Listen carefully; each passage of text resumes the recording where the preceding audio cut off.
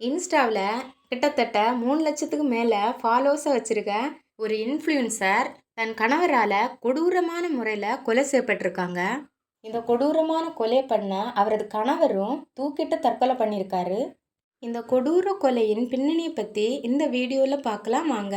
சென்னை நங்கநல்லூரில் உள்ள தில்லை கங்கா நகர்ங்கிற ஊரில் சுப்பிரமணியன் என்கிற 52 வயதான ஒரு நபர் வசிச்சுட்டு இருந்திருக்காரு.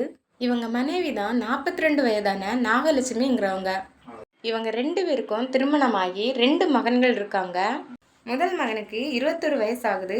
இவர் ரஷ்யாவில் மருத்துவ கல்லூரியில் படிக்கிறாரு. 2வது மகனுக்கு 18 வயசாகுது. இவர் சென்னையில் உள்ள பல் மருத்துவமனையில் 1ஆம் ஆண்டு படிச்சுட்டு இருக்காரு. இவங்க கணவன் கல்யாணத்துக்கு அப்புறமும் வேலைக்கு போகாமல் வீட்டிலே இருந்திருக்காரு. இதனால் இவங்க 2 பேருக்கு இடையில அடிக்கடி சண்டை நடந்திருக்கு. இந்த சண்டையில் சில வருஷங்களுக்கு முன்னாடி இவங்க கணவன் இவங்களை விட்டு பிரிஞ்சு போயிருக்காரு. மனைவியை விட்டு பிரிஞ்சு போன இவர் மதுரையில் இருக்க அவரோட தங்கை வீட்டில் வசிச்சுட்டு இருந்திருக்காரு. இதுக்கப்புறம் இந்த நாகலட்சுமிங்கிறவங்க அதே ஊரில் சின்னதாக ஒரு சாரீ பிஸ்னஸ் ஸ்டார்ட் பண்ணியிருக்காங்க. அந்த பசங்களை படிக்க வைக்கணுங்கிறதுக்காகவே இவங்க நல்ல போல்டாக மனம் தளராமல் அந்த பிஸ்னஸை க்ரோ பண்ணியிருக்காங்க. இவங்க பிஸ்னஸை இன்ஸ்டாகிராம்லேயும் போஸ்ட் பண்ணி 3 லட்சத்துக்கும் அதிகமான ஃபாலோவர்ஸை கொண்டு வந்திருக்காங்க. இவங்க ஷாப்பில் ரெடிமேட் சாரீஸ்க்கு customers European, abroad, Singapore, Sri Lanka, UK, US வெளிநாடுகள்லேருந்து அதிக கஸ்டமர்ஸ் வருவதாக ஒரு பேட்டியில் சொல்லியிருந்தாங்க. இவங்களே நிறைய சாரீஸ் ஆட் ஷூட் பண்ணி இவங்க இன்ஸ்டாகிராம் பேஜில் நிறைய வீடியோஸ் போஸ்ட் பண்ணியிருக்காங்க.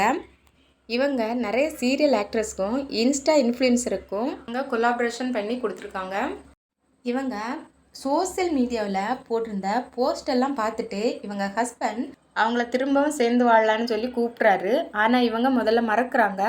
திரும்பவும் இவர் திரும்ப கேட்டு தொல்லை பண்ணதுனால அவங்க மனம் இறங்கி திரும்பவும் சேர்ந்து வாழ்கிறாங்க.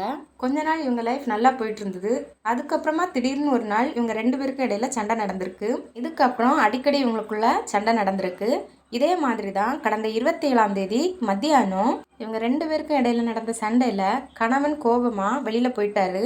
வெளியில் போன கணவர் அரிவாள் வாங்கிட்டு வந்து இந்த நாகலட்சுமியை கழுத்து, தலை போன்ற இடங்கள்ல எல்லாம் சரமாரியாக வெட்டியிருக்காரு.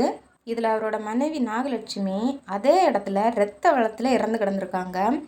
இதுக்கப்புறம் சுப்பிரமணியன் சென்னையில் படிக்கிற தன்னோட 2வது மகனுக்கு வாட்ஸ்அப் மூலம் வாய்ஸ் மெசேஜ் பண்ணுறாரு. இனிமேல் நானும் அம்மாவும் இருக்க மாட்டோம் அப்படின்னு மெசேஜ் பண்ணிவிட்டு அவரும் ஒரு ரூமில் போய் தூக்கு போட்டு தற்கொலை பண்ணிக்கிட்டாரு.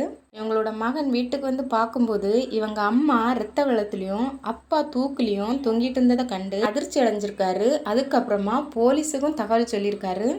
போலீஸ்காரங்க எதனால் இப்படி நடந்தது, எதுக்காக சண்டை வந்துச்சு அப்படிங்கிற விஷயத்த சந்தேகத்தின் அடிப்படையில் விசாரிச்சுட்டு வர்றாங்க.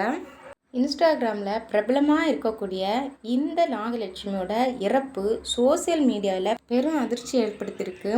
இந்த கணவரோட கொடூர செயலை குறித்து உங்களோட கருத்து என்னன்னு கமெண்டில் கமெண்ட் பண்ணுங்கள்.